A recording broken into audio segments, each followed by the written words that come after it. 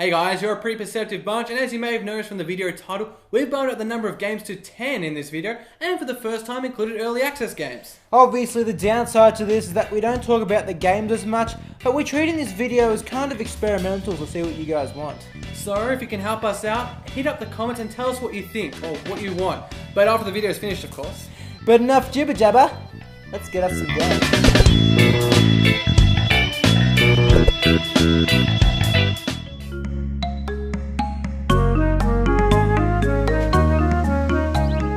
Still a work in progress, Pioneers cast you as a 16th century explorer wanting to make their mark on history.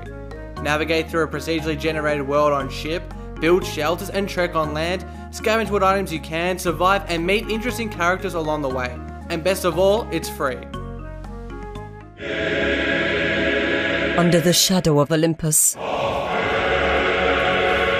humanity gasps its last breath. Ancient Greek pottery come to life. Apotheon is pure aesthetic genius.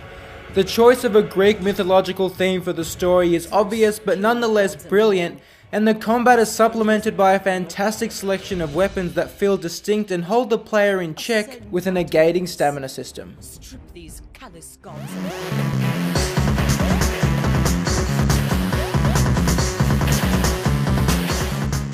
Technically a January title, the Joylancer legendary Murder Knight finally modernizes jousting by putting a horse and lance into the one drill and then packing it into a low color retro side scroller.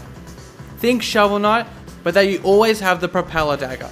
Can go up and down with it and charge it up.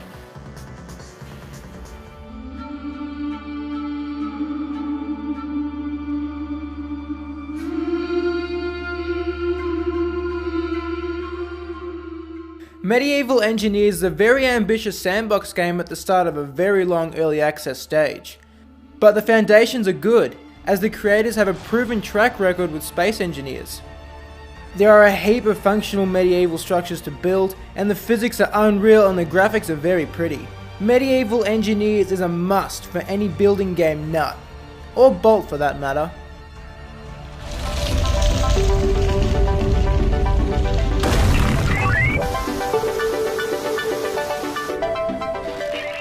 You can go hard, but instead you could always grow home. In this quirky open world adventure, accentuated by its art and music, you tinker in some botany, trying to rebuild a home planet by planting seeds that sprout to stalks so big that they would even make Jack go, oh shit. The point of all this is to have the giant stalks reach out to a space station and deposit their seeds. And that's all you really need to know about Grow Home.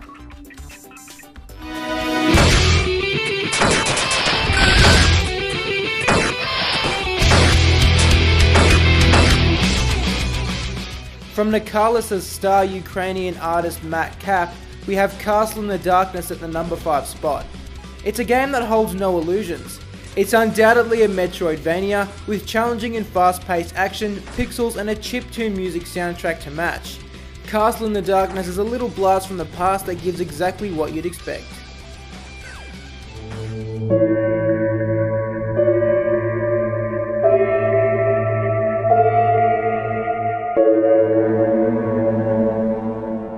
Sunless Sea is a roguelite that will see you die and subsequently start from scratch a lot as you traverse its midnight green sea.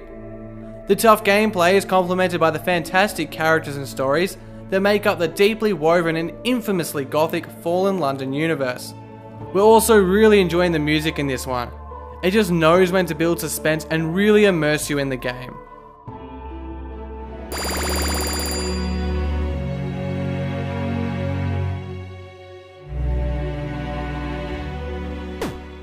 The Escapists have finally escaped early access and made it into the promised land of full release. The aim of this game is simply to escape, but Moldy Tooth Studios have just added so much depth to the experience that it becomes a whole lot more. There are so many escape routes, items to craft, and patterns to spot that require you to elaborately plan, timetable, and improvise. The Escapist has a light-hearted exterior, but it's serious fun that makes you feel clever.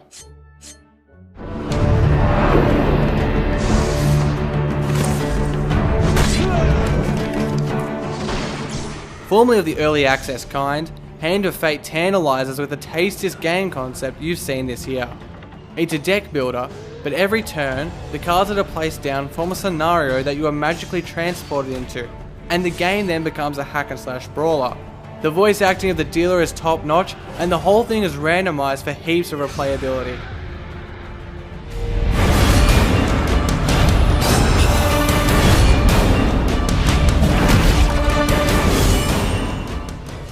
Everywhere we go, everyone is talking about Darkest Dungeon. It's still early access, but it doesn't seem to matter as this blend of CRPG and roguelike seems as polished as a finished game. And it's a bloody hard one too. Contributing to that is the affliction system, that affects the stress of your squad and can lead them to paranoia, masochism or worse. The Lovecraftian monsters are probably responsible for that, but on a less horrific note, the hand-drawn art is lovable. We love Darkest Dungeon. Remember, don't forget to hit up the comments and give us your input as to how these videos should run. Thank you for watching. My name's Lawrence. And my name's Josh. We'll see you next time here on Indieformed. Get a little thing with my lines. What you guys want. So, after you watch the video, of course, help us out and... We're gonna party!